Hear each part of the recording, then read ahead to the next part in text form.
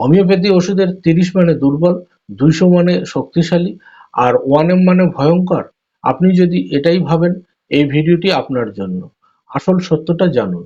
হোমিওপ্যাথিতে potency মানে শুধু শক্তি নয়, এটা বলে দেয় ওষুধ কত গভীরে আপনার শরীর ও প্রাণশক্তির উপর কাজ করবে।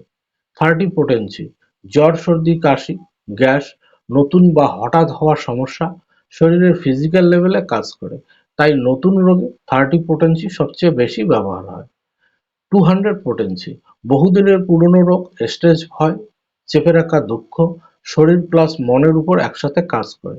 কিন্তু মনে রাখবেন, বারবার খাওয়া একদম ঠিক নয়। 1M পোটেন্সি: সরাসরি ভাইটাল ফোর্সে আঘাত করে। বহু বছরের জটিল ও গভীর রোগে ব্যবহার হয়। নিজে নিজে নিলে কখনোই না, ডাক্তারের পরামর্শ ছাড়া একেবারেই নয়।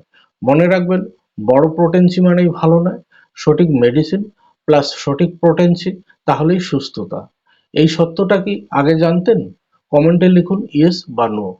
আর ফলো করুন আরো এমন হোমিওপ্যাথির গোপন তথ্য জানার জন্য।